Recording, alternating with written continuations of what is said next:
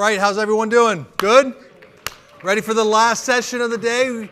Devin McCourty, give it up for Devin McCourty, everyone. Woo! How many have watched over the years him play one big game after another for the New England Patriots?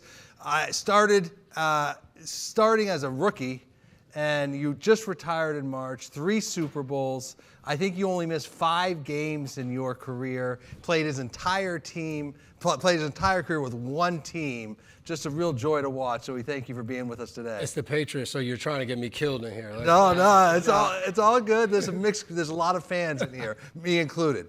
I want to take your questions. When you have questions for Devin, ask them through the app, and we'll get it. We're going to have a lot of fun. First off, you retired in March. You missed the game?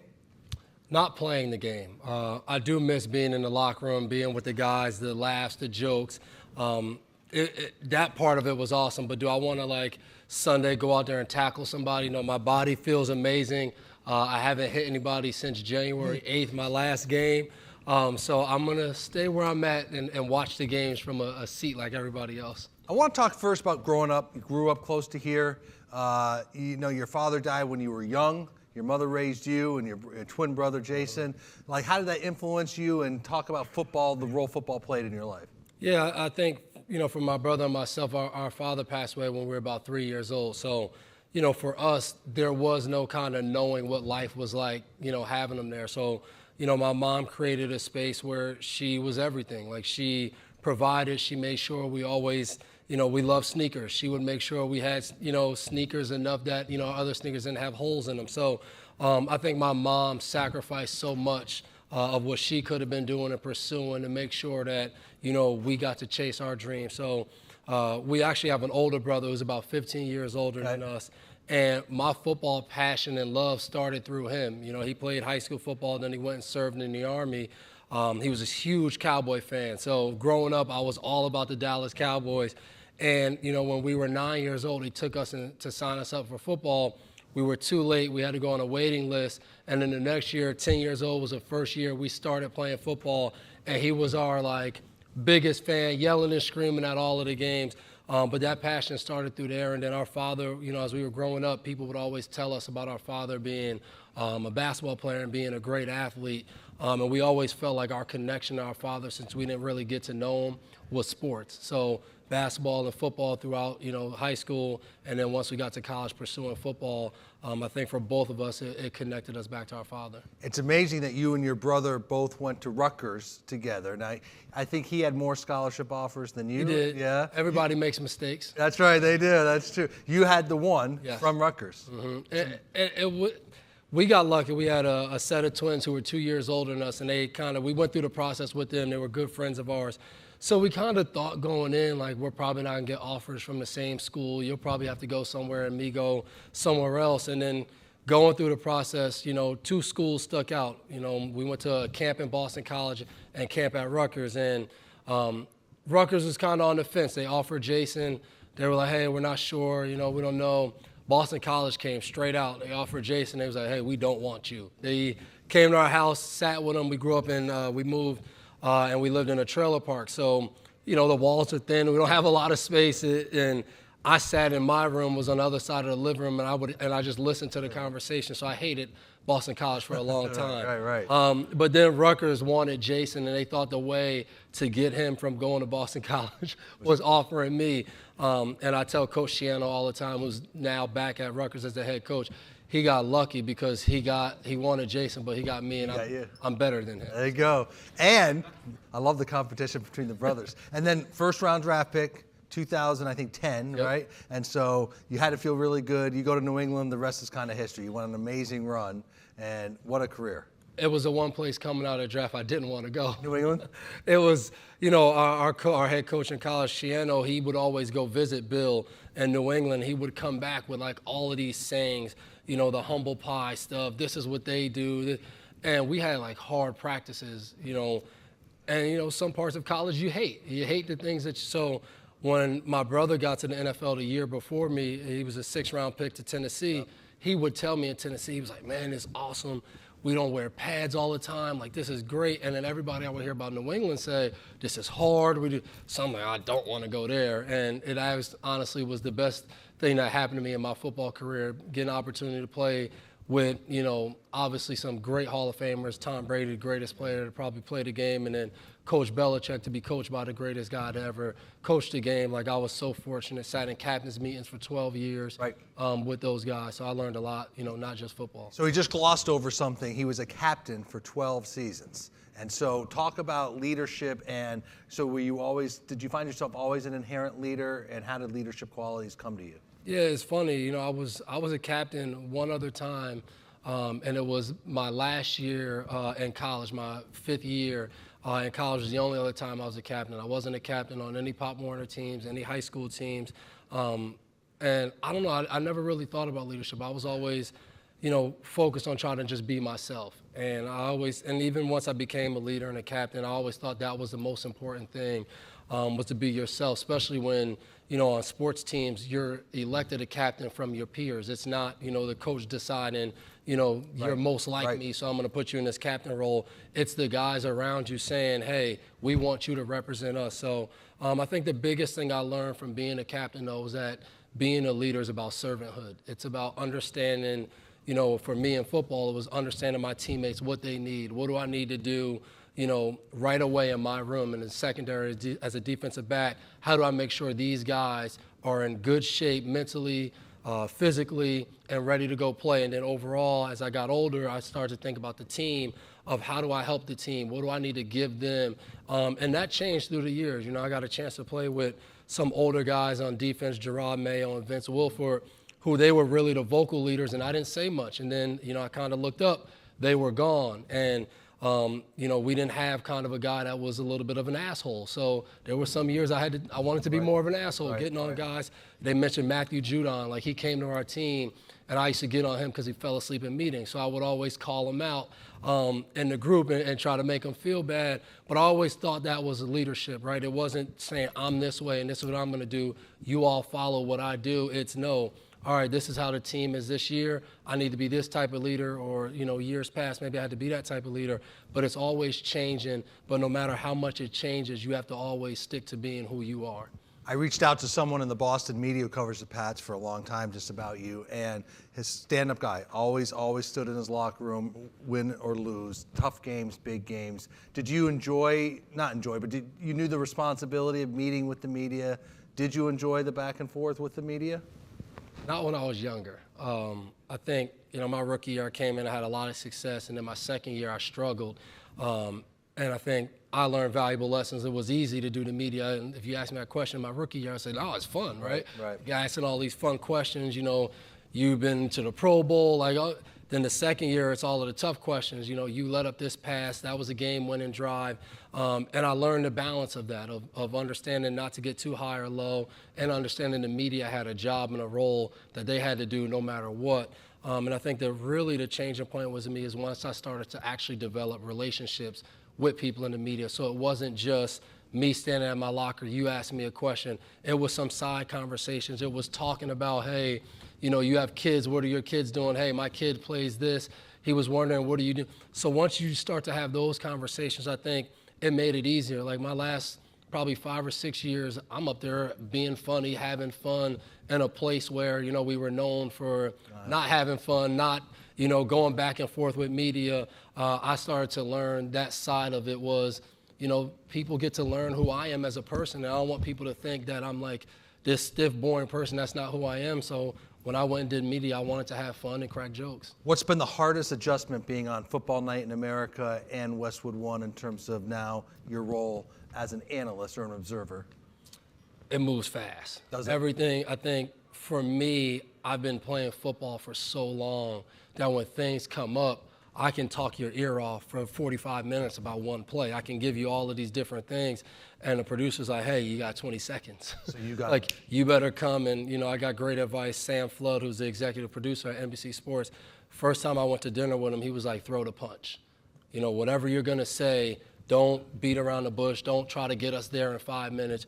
Throw exactly what you want to say out there. Say it. And now, no matter how much time you have, your point gets across and you're direct. So I've had to learn that, through doing different shows. And what I'm doing now, I'm enjoying it, but it was definitely an adjustment. So you got to be ready to go. You got to be thinking about what's your one point, get in and out.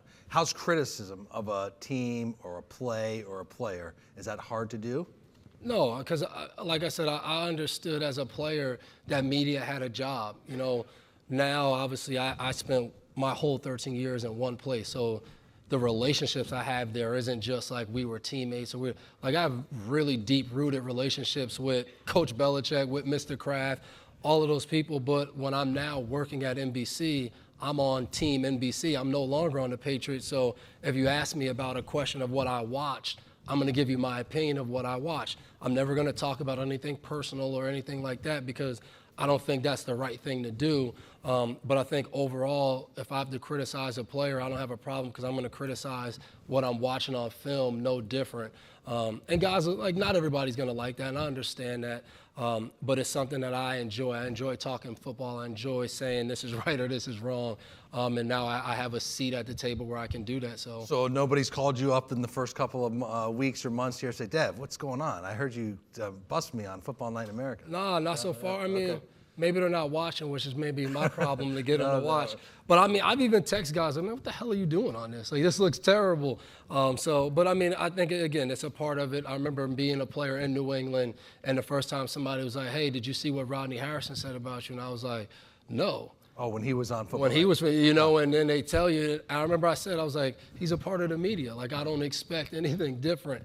And I view it the same way now. I'm on the other side. How is the game circa 2023 NFL Pro game different from when you came in 2011 or so?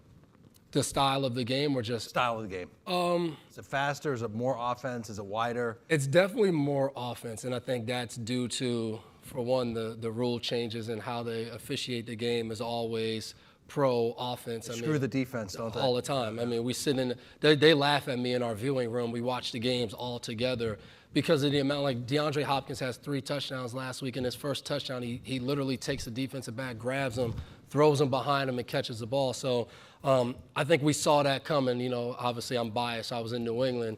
That all started with New England beating up on the Colts for years and the Colts going and saying, hey, they can't jam us for this long. So I think you want to see more points, but I think because of how the NFL works with training camp, times and pads, I think the product of football, what you watch, builds up more than it used to. I think teams used to hit the ground running faster and better product of football when you watch.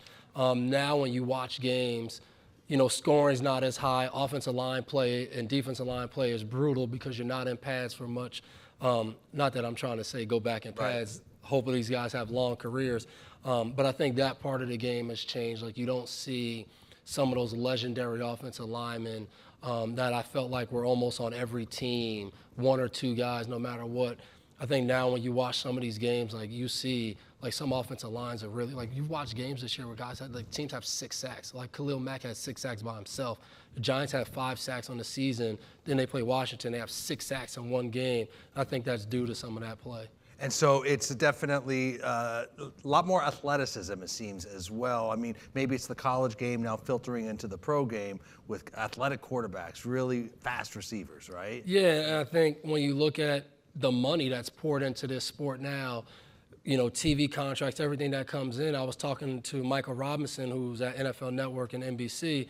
He goes and he sits in a bunch of college meetings because he wants to learn the college game, because now these NFL coaches, you only have about 1 or 2 years as a new coach, 1.5 to 2 years really, to make it work. So what do these coaches now do? They take the college system, what the guy was doing in college and he was successful at, and they say, hey, let's just bring some of those plays or whatever you want to call it, concepts, bring those into what we're doing now, especially from the quarterback position, because we want to make you successful right away so I don't get fired and lose my job and support my family. So I think you're seeing a lot of the college game in the NFL. And what is a college game? It is the more athletic quarterback. It's the quarterback being able to hurt you with what we call run-pass options. So I think that has shown up more, and I think it will continue to show up because you don't want to get fired in 1.5 or 2 years. You want to have, a season where the owner is now looking and saying, hey, I can see the upside of this. We watch in Las Vegas, like Josh McDaniels gets fired a year. And, you surprised about that? Not really, because that is the world we live in now in sports. No one has a long time to try to get it right. Like, the Giants have had coaches for 2 years. I think it's for 6 or 8 years in a row now. And I think a lot of it is the owners aren't there full time. They're not football guys per se, a lot of them. So they go by what are people in the building saying. So I think in Vegas you saw some of the players kind of distance themselves. You can see the frustration watching the game, slamming helmets. I think when an owner looks at that, he goes, all right, I have all these employees. I have one person I put in charge. The rest of the employees look like they're not having fun. They're not enjoying this. And then on top of everything, we're not winning. Sounds a little bit like what's going on in New England right now. Does it surprise you that Coach Belichick is under such fire? No, it doesn't surprise me.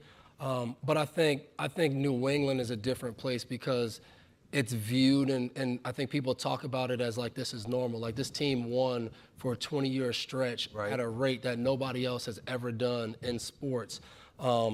Like in modern day sports like that, you know. So I think we look at this team and we go, they only have 2 wins. But you look at like the Colts back when Peyton Manning hurt his neck in 2012, I believe, or 2011, they won 2 games that year. Tom Brady leaves.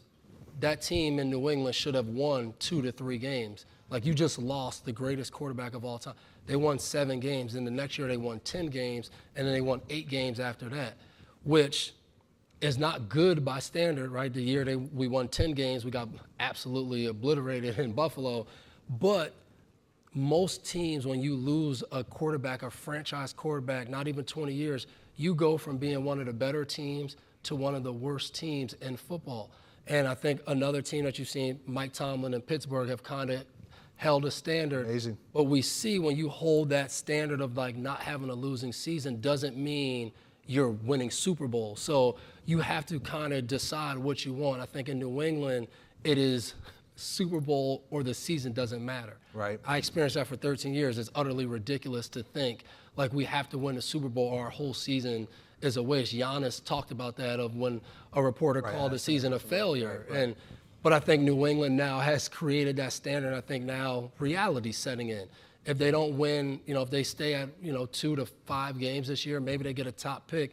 Maybe they get some guys in there that change it. But I think they're now experiencing what the rest of the NFL has experienced over the last 20 years. It's very hard to win. Just to circle back, a question from the audience. Could you see Belichick ever coaching the Giants?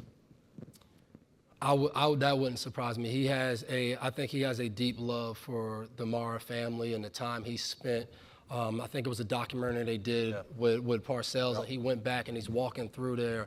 I've only heard him say great things about the Giants, their organization, a little different than when we talk about the Jets. Right, I'm sure, especially how he feels about the Jets. Good question here. What's your opinion, Devin, on flag football? Is it a sufficient enough substitute to the game of tackle football? I don't think it's a substitute. My son plays flag football. My nephew, my brother's son, they play. I think it's awesome sport to play. It gives you the team concept. It teaches you some of the rules of the game. But I always tell my nephew, like, he's feeling himself a little bit now. Like, he's had some good runs. I'm like, dude, you've never gotten hit. Right. Like, you have no idea. Like, I don't think flag football translates over. But if you say, like, hey, I don't want my kids to play tackle football, and I'm happy with them playing flag football, I think that's awesome. Maybe at some point there'll be a flag football league. But I think it's hard for a kid to say, like, I'm going to play flag football for a long period of time and then transfer over to tackle football and I'm still going to be really good. You might be, but you're going to need to find out what it feels like to get hit because, the number one saying is there's a lot of former football players that are basketball players because they got hit one time and they said, I'm going to take my athletic ability to the court. But I do know the league, the NFL, loves that flag football is growing and that potentially it's in the Olympics in 28, so they just want more people to play the game. But you're right, you need them to go from flag to pads. Yes, and I think the NFL loves it because what happens is kids fall in love with playing football and you play flag football. And when you play flag football, you still compare yourself to the athletes and the guys you watch in the NFL. So I think that the thought process is that kid that loves flag football is going to beg his mom and dad to allow them to play tackle football. And then we keep kids in football because there was stretches where it was like, I don't know, in 2012, 13, with all the concussion talk, I don't think the NFL, I don't think they know how popular football would remain, and it has, and I think flag football is a big reason. Right, because you were right in the midst of that league when it was a lot of doom and gloom, Yeah. right, in terms of is the league on the precipice of losing popularity? I would go places all the time, and people would always ask me, are you going to continue to play? Because of all the information that was coming out. The question here from the audience, what's next for you? Do you want to be in the booth and as an in-game analyst, or what's next?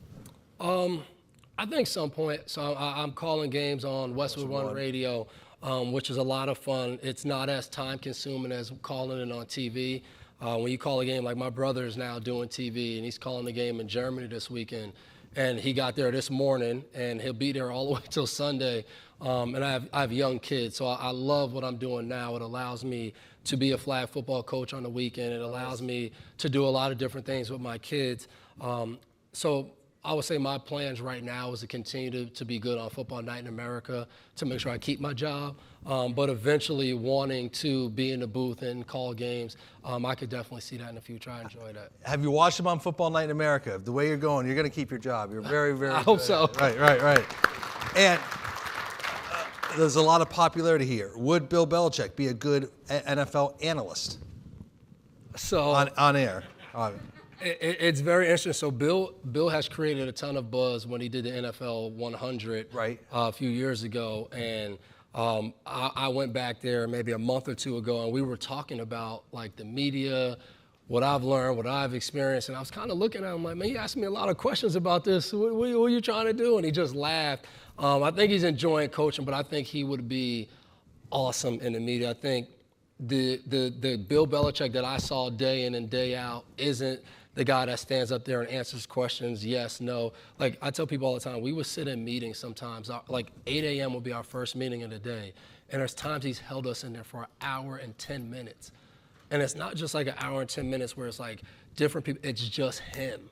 And like we have film behind him, and he's just talking and it would get to the point where guys are like, damn, Bill, like, we've talked about this attention span, like every 20 minutes we need a break, or 10, 15 minutes, and he would just go. And I think his storytelling and the stories he has and the history buff that he is of how much he's watched the game and learned the game, he could talk about so many different eras of football.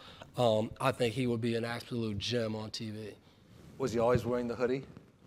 No, but a lot of times he would have his rotation of clothes that continue. He rocked a lot of Rutgers gear, maybe because his son went there, but I like to think because he liked me and my brother. There you go. He did wear a lot of. All right, the NFL is enjoying its most watched season since 2015. Devin, what do you think is bringing people to watch now more than they have in the past several years? I think it's everything. I think, a lot of my good friends, they have parlays on everything. So you end up watching, I think people are watching the game who just bet on sports. Fantasy football is at an all-time high of how many people are GM, so you get to watch that way.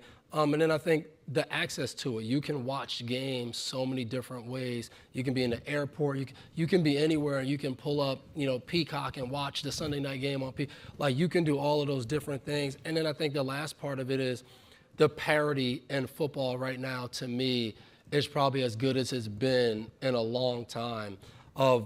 There's no more Tom Brady, right? There's no more Peyton Manning. There's no more Ben Roethlisberger. There was years when you looked for like 18 to 20 years, or Eli Manning, like one of these guys was in the Super Bowl for these teams every single year. And now when you watch, yes, you have Patrick Mahomes, who is like, to me, the face of football right now.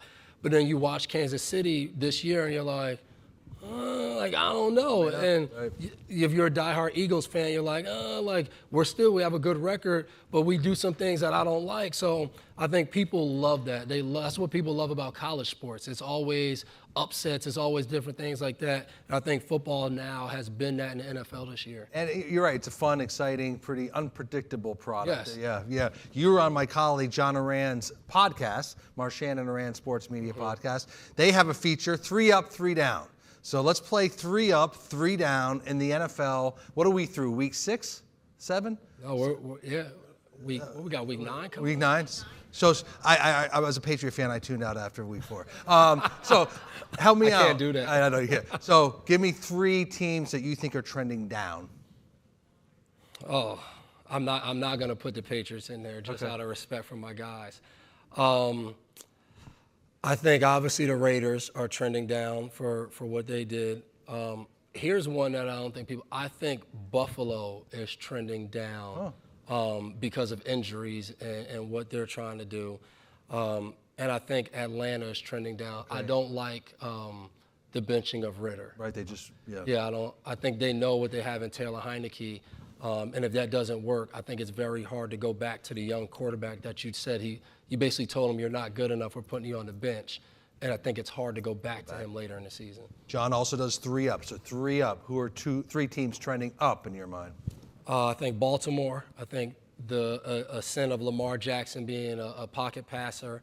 I think Cincinnati because of what they did to San Francisco. This weekend, and I think coming off the bye, I think they have to feel like, all right, now we're going to get rolling. And then another team whose record might not show it will be Houston. I think Houston really has found something in their young players. It's very rare to see a team draft 2 guys in the top 5 and they're captains. C.J. Stroud and Will Anderson are captains of the team. And I think that team, even though they just lost to Carolina, I think they've played in some games, beating Pittsburgh at home. I think they're trending in a way that they've developed a decent culture and team this year that they're fun to watch. And this weekend for Sunday Night Football, NBC, I believe it's Cincinnati Buffalo. Yep. So that'll be a big. So we know who I'm picking in terms of what you think. All right, a couple other quick ones. You didn't mention Miami. What do you? I think Miami's a bit overrated. You do? Okay. I think Miami has beaten up. Sadly, the Patriots twice, but twice. They've beaten up on some pretty bad teams. Now, I don't think they're bad, but I think, you go and play Buffalo and you lose, and then you go play Philly and you lose. Now, both of those games are on the road, so I think they're a team that if they play at home, they're more dangerous, similar to Dallas. But I wouldn't put them. If I was going to give my top 3 teams in the league, I wouldn't put Miami. Most memorable win for you as a player was? Easy. That was Super Bowl 53, getting an opportunity to play with my brother. And it was a defense of showcase, which a lot of fans felt was boring. Right. But as a defensive player, we had a lot of fun in that game. Playing it off, I think they were averaging 35 points, and we held them to 3. We take a lot of pride in it. And Jason made a huge play in the end zone. I mean, he finally did something in his career that was worth it. I was waiting for him all year to make a big play. The year before he was 0-16. I mean, that's a tough task. He was 0-16. Yeah, I saved the guy's career. You did. And the game before that, you went to Kansas City and won an unbelievable game in overtime, I believe, to get there. Yeah, as we got in the locker room, a lot of beer was dumped on us, but we wore that beer in pride. There you go. Flip side, Devin, most anguishing loss? Philadelphia in the Super Bowl 52, no doubt about it. Close game, tight game. Close game, defensive effort was brutal. Both sides got beat by Zach Ertz on really the game-winning touchdown. That was the worst loss. How long does it take to get over a loss like that? Probably never does. I mean, he sticks with you. You think? Yeah, you always think about it, but you have to move on unless you retire if you want to be good the next year, or it kind of steamrolls and you just end up pretty bad football player. There's somebody in the audience who said, what was his toughest loss to handle, and why was it the Super Bowl loss to the Giants? So was that you? So obviously there's some Giants. I was only in my second year. And you knew you were going to get back. Yeah, and the Giants are still looking for another Super Bowl since then. They are. I went on to win 2 more. Oh, God. He brought it. He brought it. So your Super Bowl pick, February, when we're all in Vegas, and the Super Bowl in Vegas, will that be a distraction for players, or they'll be so locked down? Sure it will. It'll be a distraction. Sure. Yeah. But, I mean, it depends on which team, the rules that the teams have.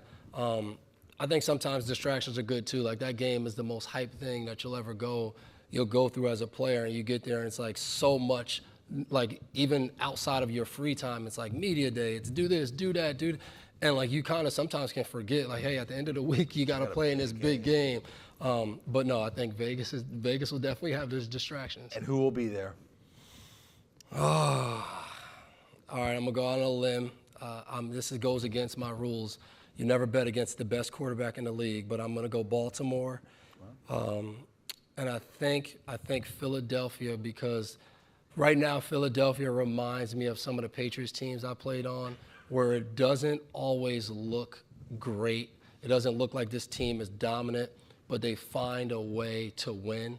whether that's sometimes running the ball, sometimes throwing the ball, sometimes the defense like I think that is a key for a team to have a Super Bowl run, is to do that while you're getting better during the season. I think they've been doing that, but I hate going against Mahomes. I think those words always come back to haunt you. They do. It's like going against Brady. Right.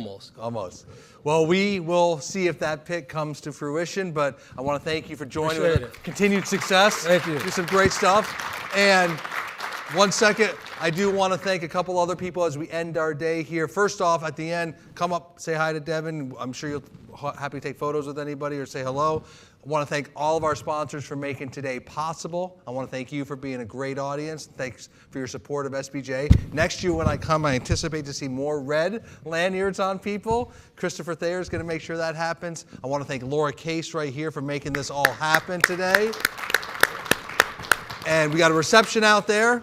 Have a great week, everybody. Take care. Thank you.